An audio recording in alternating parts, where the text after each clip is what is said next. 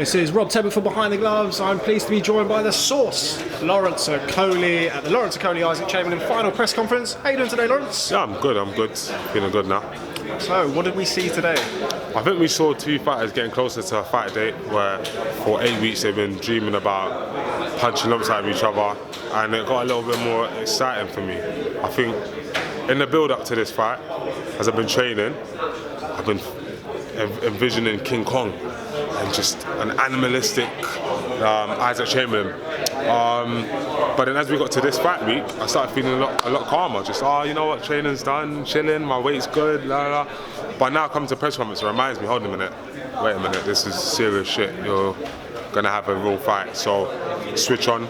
So now I'm very, very focused. I feel like lighting the fire, it's interesting because as a pro so far, I haven't really been fired up or switched on. I've been going in there, you know, unfortunately I hit hard enough to stop the guys that I've been in with or at least drop them.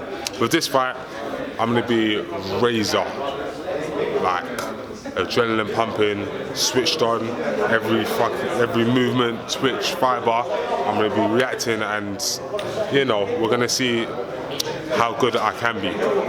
And one of the things that I always find with fighters with less than 10 fights on their professional ledger is you often don't really know who you're fighting. So it comes to fight week, there's often like last minute changes of opponent, as you know. Yeah. What's it been like preparing for somebody, knowing who you're fighting and knowing them quite well? It's a good point. It's been good, it's been interesting. It's different even if you're boxing someone you know, but you don't know who they are as a person. But where I know Isaac as a person, it's even been deeper in training. So I understand what he's doing even more. Do you get where I'm coming from? When you watch another fight, you might say, oh, why did he do that? You don't know. But when you know the person as a person from several run-ins, you start to get a better understanding. So I know what kind of fight this could be, and I know what kind of fight I want it to be. Just elaborate on that. What do you mean when you talk about Isaac as a person in preparation for the fight? I mean, what can you take from your run-ins with him in the past?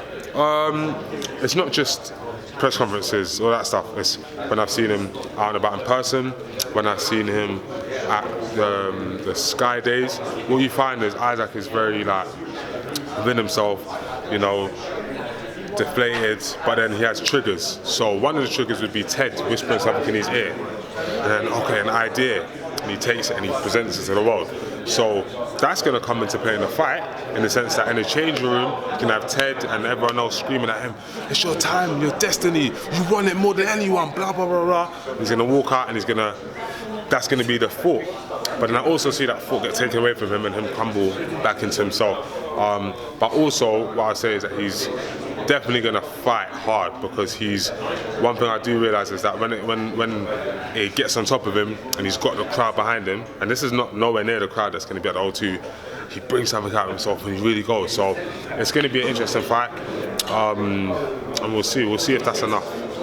Now you're somebody with, well, I'd say an extensive amateur record. You accomplished quite a lot in a very short space of time. Yeah. Isaac has more professional experience than you. Which do you think carries more value? But I can't. When people say stuff like that, it shocks me that people aren't just looking at the facts as the facts. I had the sense of amateur career, as whatever you want to call it, but the professional experience that everyone talks about. Isaac's gone 10 rounds once. He's not a champion who's had 10 rounder after 10 rounder, 12 rounder. No, he's had one 10 rounder almost 2 years ago. Do you know what I mean? He's gone 6 rounds a few times, and he hasn't seen the 7th round more than one time. He hasn't seen the 8th round more than one time, 9th, 10th. You also, I don't know where this notion of Isaac being this fitness fanatic and me not training comes from. I've been training hard for years, just different types of training. And as you said, I had a short amateur career, but it was extensive. So that means now that I've switched it to professional, it's just instead I have the same work ethic, but I'm now directing it towards professional rounds. So we'll see all of this stuff take month. I feel like now it's easy to say. In their whole camp, they've been preparing themselves for an unfit Lawrence who can't take body shots and is going to crumble under the pressure and can't work on the inside. And that's how they build themselves up on my downfalls and my flaws. However, they're going to find out how good I am on Saturday. And seemingly the fight rhetoric for this is Lawrence early, Isaac late. Yeah. Do you subscribe to that? No. Once again, I say look at the facts. Lawrence early, that makes sense because I've been stopping these guys early, but I haven't boxed Isaac. So I might have to do something to stop Isaac late. I might have to invest early, stop him late. I might have to go 100% in round 1 to get him out of there because he is this fitness fanatic. We'll see. In terms of him being stronger late, we've never seen him, like even in the Waddy Camacho fight, which I've watched a couple of times now, he wasn't fresh. He wasn't battering Waddy from round 6 to 10 because they were both completely spent throwing bombs at each other. Yes. Fitness fanatic? No. How much of that do you think is the fitness fanatic, and how much of that do you think was the injury? Because he did suffer an injury in that fight. Yeah, he did suffer an injury in the fight, but at the same time, he's going to suffer injuries in this fight because I'm punching him. So it's all the same. It's very easy to be fresh, running, hitting the bags, hitting the pads. I know that for myself. I can hit the bags and pads hours. But when it comes to sparring, if the sparring gets hard, okay, we're having a real spar and it's intense. That's what they're going to find in this fight. Sparring with whatever ounce gloves they use, with head guards, where if he gets hurt, all right, stop. Uncle Ted gets to jump in and say, all right, slow it down. When it comes to a fight, when I've got 10 ounce gloves, you saw me yesterday, 20 ounce gloves in a public workout. When I've got 10s on, it's a different kind of ball game. But I don't want to get too pumped. I say that for the changing room. You're going to see something special on Saturday. Now you mentioned Ted. You've had some run-ins with Ted in the recent past week. Has Ted got under your skin a little bit? Have I got under Ted's skin? Is it all one big ploy? Do I care about Ted? Do I hate Ted? No one knows. Everyone's going to see what happens on Saturday. And just finally, Lawrence, something... I know that you guys are watching. You're going to get battered, but carry on. Just finally, Lawrence, something you alluded to in the press conference, your right hand. It's no secret that is your main weapon. Yeah. Paint the picture for you. You go out there, you hit Isaac Chamberlain flush with a power right hand. He doesn't go anywhere. What happens? That's exactly what I anticipate to happen the first time.